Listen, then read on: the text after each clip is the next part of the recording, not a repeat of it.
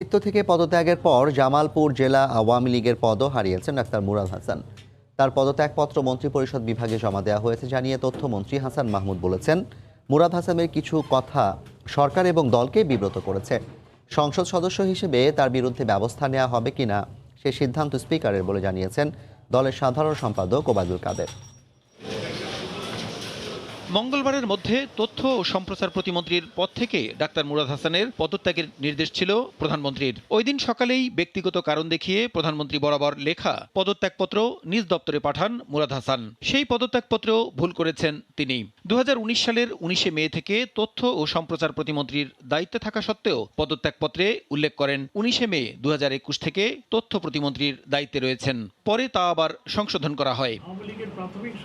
এ বিষয়ে তথ্যমন্ত্রী ডক্টর হাসান মাহমুদ বিকেলে সচিবালয়ে জানান, প্রতিমন্ত্রী তার পদত্যাগপত্র মন্ত্রণালয়ে পাঠিয়েছেন এবং তা মন্ত্রিপরিষদ বিভাগে জমা দেওয়া হয়েছে।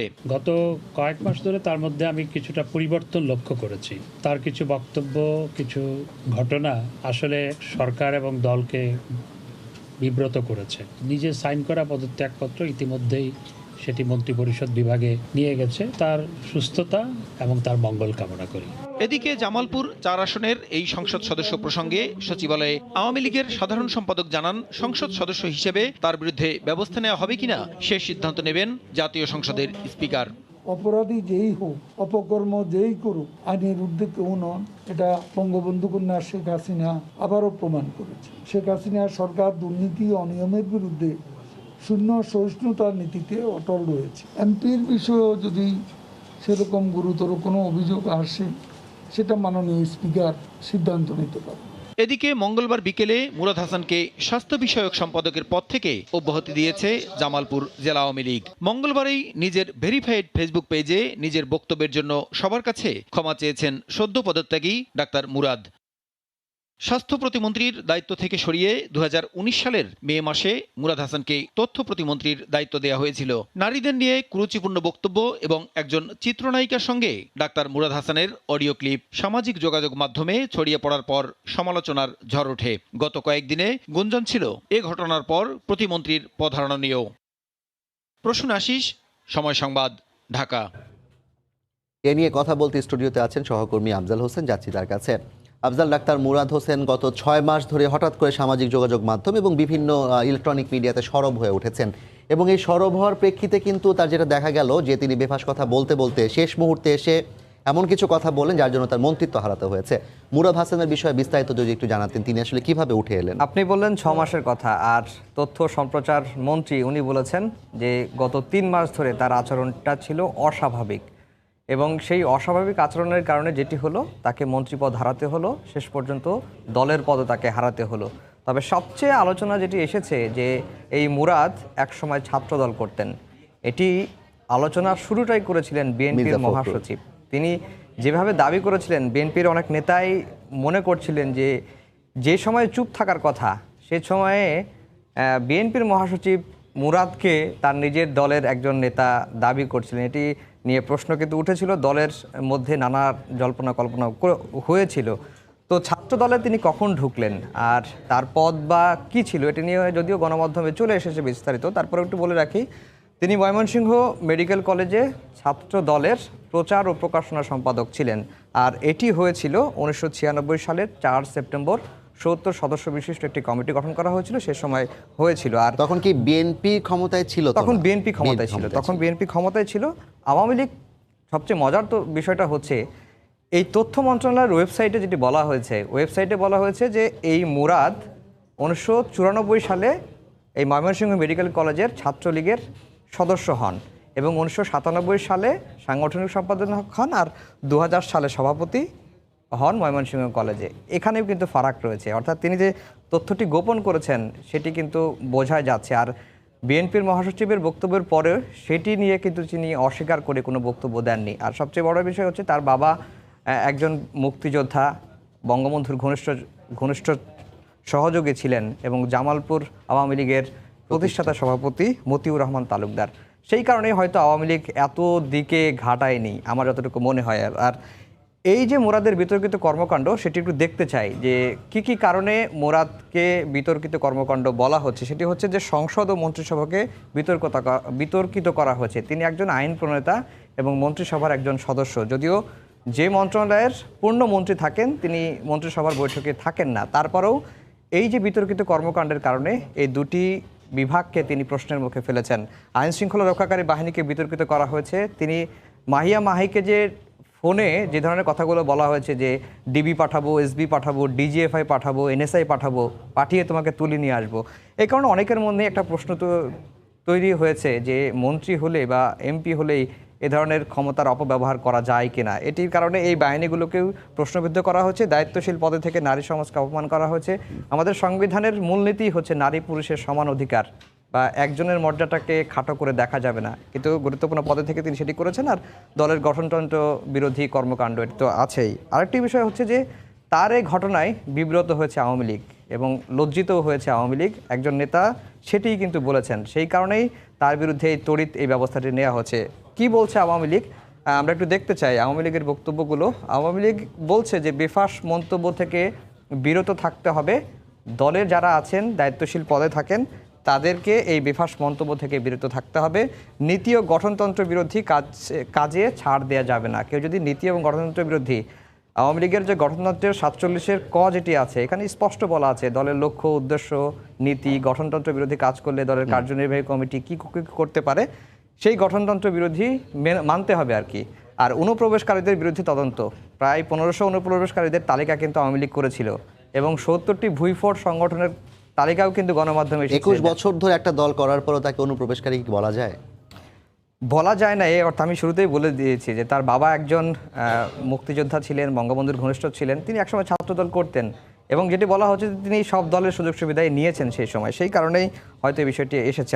আর তাকে দল থেকে বহিষ্কারের পর জাফর যেটি হয়েছে তিনি যে মন্ত্রী পদ থেকে পদত্যাগ করেছেন, এখন তার এমপি পদ যাবে কিনা এটি নিয়ে কিন্তু আইনি বিতর্ক দেখা দিয়েছে। যদিও আইনজীবীরা বলছেন নৈতিক স্খলনের কারণে তার এমপি পদ তিনি আর থাকতে পারেন না। এ নিয়ে একটি রিপোর্ট রয়েছে আমার করা, আমরা এখন সেই রিপোর্টে দেখব। নারীদের নিয়ে কুরুচিপূর্ণ মন্তব্য এবং বিতর্কিত কর্মকাণ্ডের জেরে প্রতিমন্ত্রী পদ থেকে পদত্যাগ করার পর ডাক্তার মুরাদের সংসদ সদস্য পদ কেড়ে নেওয়ার দাবি উঠেছে। অনেকে বলছেন এমপি পদে থাকার যোগ্যতা হারিয়েছেন তিনি। মুরাদ কাণ্ডে লজ্জিত আওয়ামী লীগও। দলটির নেতারা বলছেন অন্যায় করলে কোনো ছাড় নয়। নারীদেরকে নিয়ে অসম্মানজনক কথা অথবা কুরুচিপূর্ণ কথা কোনোটাই বলা বাঞ্ছনীয় নয়। এটা এই ধরনের বক্তব্য তার কাছ থেকে কেউই প্রত্যাশা করে না। এজন্য আমরা বিব্রত এবং লজ্জিত।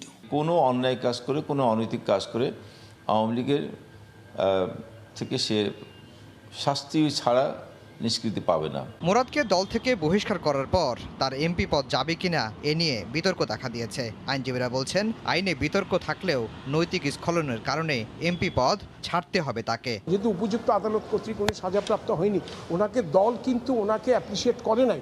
দল ওনাকে মন্ত্রিত্ব পদটা ছিনিয়ে নিয়েছে। দ্যাট মিনস ওনার দল অ্যাকসেপ্ট করে নিল নৈতিকতা খলনের যে এলিগেশন সেটা কারেক্ট।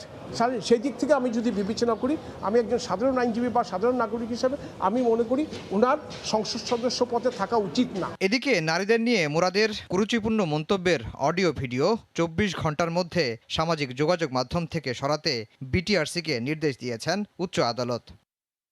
আফজাল হোসেন, সময় সংবাদ, ঢাকা। জাফর, আফজাল, দেখলাম তার ব্যাপারে কথা হচ্ছে এমপি পদ যাওয়ার বিষয়ে, এবং এরপরে আসলে আজকে তো আরো বেশ কিছু ঘটনা ঘটেছে তার বিরুদ্ধে, সেগুলো কি যদি একটু বিস্তারিত জানাতেন। সেটা বলবো। আগে এমপি পদ কখন যায়, সংবিধান কি বলে, আইন কি বলে, একটু নজির দেখাতে চাই। সংবিধানে এমপি পদ যাওয়া নিয়ে 3টি কারণের কথা বলা আছে। প্রথম কারণটি হচ্ছে নৈতিক স্খলনের অভিযোগে কারো যদি 2 বছরের দণ্ড হন, আদালত যদি সেই দণ্ডটা দেন তাহলে তার এমপি পদ চলে যাবে এবং দণ্ডটা খাটার 5 বছর পরে তিনি আবার এমপি পদে নির্বাচন করতে পারবেন।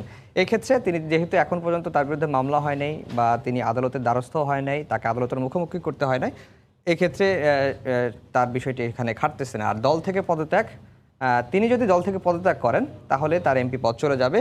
আর দলের বিপক্ষে ভোট, এটি হচ্ছে সংসদের বিষয়। সংসদে যখন সরকারি দল কোনো বিল আনে এবং সেই বিলের বিপক্ষে যদি কেউ ভোট দেন তাহলে এটাকে বলে ফ্লোর ক্রসিং, যেটাকে বলে। দ্বিতীয় যেটি বললেন, দল থেকে পদত্যাগ বললেন, দল থেকে বহিষ্কার করলেও কি চলে যাবে নাকি সেটা আসলে এখানেই স্পষ্ট করে বলা নেই, সেই কারণেই বিতর্কটা উঠছে যে এই তিনটি কারণেই মূলত একজন এমপির পদ যায়, কিন্তু দল থেকে বহিষ্কার করলে সেটি ক্ষেত্রে যায় কিনা অতীতের কয়েকটি উদাহরণ আছে। আমরা যদি অতীতের উদাহরণগুলো দেখি তাহলে বুঝতে পারবো। এর আগে লতিফ সিদ্দিকীর পদত্যাগের ইস্যুটা আলোচনায় এসছে। লতিফ সিদ্দিকীকে এই একই রকমের কারণ, বেফাস মন্তব্যের কারণেই তাকে দল থেকে বহিষ্কার করা হয় এবং আওয়ামী লীগ থেকে নির্বাচন কমিশনে চিঠি দেওয়া হয় যে লতিফ সিদ্দিকীর এমপি পদটা যেন খালি করা হয়। কিন্তু সংসদ সচিবালয় বলেছেন বা নির্বাচন কমিশন বলেছেন যে আইনে এটি নিয়ে স্পষ্ট বিধান নেই। সেই কারণে পরে লতিফ সিদ্দিকী বাধ্য হন নিজেই পদত্যাগ করতে, তার কারণে তার পদটি শূন্য হয়ে যায়। আর পাপুলের এমপি পদ বাতিল হয়েছে দণ্ডপ্রাপ্ত হওয়ার কারণে। আর সুলতান মোহাম্মদ মনসুরের পদ নিয়ে পুরনো বিতর্ক, অর্থাৎ সুলতান মোহাম্মদ মনসুর গত ইলেকশনে বিএনপির ঐক্যজোটের প্রার্থী ছিলেন এবং তারা সিদ্ধান্ত নিয়েছিলেন সংসদে যাবেন না, শপথ নেবেন না, কিন্তু দলের সিদ্ধান্তের বিরুদ্ধে গিয়ে তিনি শপথ নিয়েছিলেন। সেই কারণে দল থেকে তাকে বহিষ্কার করেছিল এবং সাংগঠনিক পদ থেকেও তাকে বহিষ্কার করেছিল, তারপরেও কিন্তু তার পদ যায় নাই। তো এটা বোঝা যায় যে দল থেকে বহিষ্কার করলেও একটি আইনি বিতর্ক কিন্তু থাকেই। আর আজকে এই ডাক্তার মুরাদ কাণ্ডে চিত্রনায়ক ইমনকে 2 দফা জিজ্ঞাসাবাদ করেছে। 1 দফা জিজ্ঞাসাবাদ করেছে ডিবি, আরেক দফা জিজ্ঞাসাবাদ করেছে র্যাব। এ নিয়ে একটি রিপোর্ট রয়েছে, আমাদের সহকর্মী বুলবুল রেজা রিপোর্টটি করেছেন, আমরা রিপোর্টটি দেখে আসি। ডাক্তার মুরাদ হাসানের সঙ্গে চিত্রনায়ক ইমনের ফোনালাপ সামাজিক মাধ্যমে ভাইরাল হয়েছে কদিন আগেই।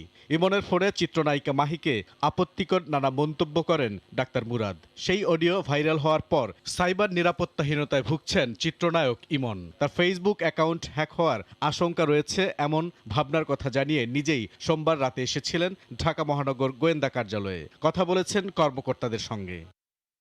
আমি নিজে থেকে গিয়েছিলাম, এত বড় একটা ঘটনা ঘটলো, অডিও তো আমার সাইবার সিকিউরিটি তো একটা ব্যাপার আছে, আমার ফেসবুক সবকিছু হ্যাক ট্যাগের একটা ঝামেলা থাকতে পারে। তো আমি বললাম যে ভাই যদি এরকম কোনো ঝামেলা টামেলা হয় বা আমাকে একটু তাহলে হেল্প করেন, ওটার জন্য গিয়েছিলাম। গোয়েন্দা কর্মকর্তারা বলছেন চিত্রনায়িকা মাহি চাইলে তার বক্তব্য শুনবেন তারা। এছাড়া ডাক্তার মুরাদকে ফেসবুক লাইভে আমন্ত্রণ জানানো নাহিদ সম্পর্কে খোঁজ নেওয়া হচ্ছে। সাম্প্রতিক সময়ে ঘটে যাওয়া তার কিছু অডিওর কথা সে বলেছেন, নিজ থেকে বলেছেন, এগুলি তো আমরা শুনেছি এবং আমরা তাকে এটাও বলেছি যে আপনার কোনো সিকিউরিটি সেটার সে কোনো সমস্যা না। মাহিউদি এরকম আসে, তার সাথে কথা বলবো, আমরা যে আসে কথা বলবো। নাহিদ নামে একটি ছেলে প্রায় তার টিভি ক্যামেরার মধ্যে রয়েছে, সে মন্ত্রী মহোদয়কে বিভিন্ন সময় সে উস্কানিমূলক কথা বলেছেন। তার সম্পর্কে আমরা খুব খবর নিচ্ছি। সম্প্রতি সামাজিক যোগাযোগ মাধ্যমে ভাইরাল হয় ডাক্তার মুরাদ হাসান, চিত্রনায়ক ইমন ও নায়িকা মাহির একটি ফোনালাপ। সেখানে মাহিকে অশ্লীল কথাবার্তা ছাড়াও হুমকি দিতে শোনা যায়। এই ঘটনার পর বিষয়টির সুষ্ঠু তদন্তের দাবি জানিয়ে আসছেন নেটিজেনরা। বুলবুল রেজা, সময় সংবাদ, ঢাকা। আফজাল, ইমনের বিষয়টি তো দেখলাম, নাহিদের কথা আসলো। নাহিদ রেঞ্জ পিকচার্স নামে তাকে একটা ইউটিউব চ্যানেল আছে। 2012 সালে প্রতারণার মামলা তাকে গ্রেপ্তার করা হয়েছিল। 25 লাখ টাকা আত্মসাৎ এবং হত্যার হুমকি দিয়েছিলেন ধারকারীকে। তো এই নাহিদকে আসলে মুরাদ কেন স্পেস দিচ্ছিলেন কিংবা তাকে ব্যাপারে আসলে কি ভাবছে? না, এই বিষয়টি আমার আসলে জানা নেই যে মুরাদ কেন বারবার নাহিদের ডাকে সাড়া দিয়ে ফেসবুক লাইভ করেছেন, এটি আমার বিষয়ে জানা নেই। তবে আজকে সবশেষ মুরাদ কাণ্ডে নিয়ে যেটি আপডেটটা আমরা একটু দিতে চাই, দিয়ে শেষ করবো আশা করি। মুরাদের বিরুদ্ধে একটি অভিযোগ দায়ের হয়েছে, শাহবাগ থানায় এই অভিযোগ দায়ের করেছেন ঢাকা বিশ্ববিদ্যালয়ের শিক্ষার্থীরা। যেহেতু তিনি ঢাকা বিশ্ববিদ্যালয়ের ছাত্রলীগ নিয়ে বেশ কিছু আপত্তিকর মন্তব্য করেছেন, আর তাকে দল থেকে অব্যাহতি দেওয়া হয়েছে। জামালপুরের তিনি আওয়ামী লীগের স্বাস্থ্য ও বিষয়ক সম্পাদক ছিলেন, সেই পদ থেকে তাকে অব্যাহতি দেওয়া হচ্ছে। মামলার সিদ্ধান্ত বিএনপি নিয়েছে, যেহেতু বিএনপি জাইমা রহমানকে নিয়ে আপত্তিকর মন্তব্যগুলো করেছেন। আর চিত্রনায়ক ইমনকে ডিবি ও র্যাবের জিজ্ঞাসাবাদ করা হয়েছে। এটি হচ্ছে বিষয়। আর সবচেয়ে বড় বিষয়টি হচ্ছে যে এই ডাক্তার মুরাদের যে নৈতিক স্খলনের অভিযোগটি এরই মধ্যে কিন্তু প্রমাণিত হয়েছে, আদালতের মাধ্যমে প্রমাণিত হয়নি, কিন্তু সরকারি দল, যে দলের মনোনয়ন নিয়ে তিনি সংসদ সদস্য হয়েছিলেন, তারা কিন্তু প্রমাণ পেয়েছে। সেই কারণে অনেকেই বলছেন যে নৈতিক স্খলনের যেহেতু অভিযোগে প্রমাণিত হয়েছে, তার দলীয় পদ থেকেও তাকে যেহেতু সরানো হয়েছে, তার সংসদ সদস্য পদে থাকার অধিকার তার নেই। আর সবশেষ যেটি বলে রাখি যে তিনি ফেসবুক স্ট্যাটাসে যে ক্ষমা চেয়েছেন, দুঃখ প্রকাশ করেছেন, তার ভাষাটা দেখলে আপনি বুঝতে পারবেন আমি যদি কোনো অপরাধ করে থাকি, আমি যদি কোনো তিনি এখনো বিশ্বাস করতে পারছেন না যে তিনি আসলে অপরাধ করেছেন। কারণ তিনি এক জায়গায় নিজেই বলেছেন আমার মুখ এত খারাপ আমার আশপাশে কেউ থাকতে পারে না। হ্যাঁ, তো তো সেই কারণেই যে তার মতো একজন ব্যক্তিকে সংসদ সদস্য পদে রাখবেন কিনা বা তাকে সংসদ সদস্য পদের বিরুদ্ধে আওয়ামী লীগ কোনো ব্যবস্থা নেবে কিনা সেটি আসলে দেখার বিষয়। অনেক ধন্যবাদ আব্দুল। আপনাকে আমাদের প্রত্যাশা ভবিষ্যতে আসলে জনপ্রতিনিধি এবং যারা নাকি মন্ত্রণালয়ের দায়িত্ব থাকবেন তাদের অবশ্যই আরও সতর্ক হয়ে কথাবার্তা বলতে হবে এবং তারা আমাদের যেই জনগণের যে প্রত্যাশা সেটি পূরণ করতে সমর্থ হবেন। দর্শক, আমাদের সঙ্গে যুক্ত হয়েছিলেন রিপোর্টার আফজাল হোসেন, জানাচ্ছিলেন যে সম্প্রতি তথ্য প্রতিমন্ত্রী ডক্টর মুরাদ হাসানকে কেন্দ্র করে যে সমস্ত বিতর্ক চলছে সে বিষয়ে বিস্তারিত।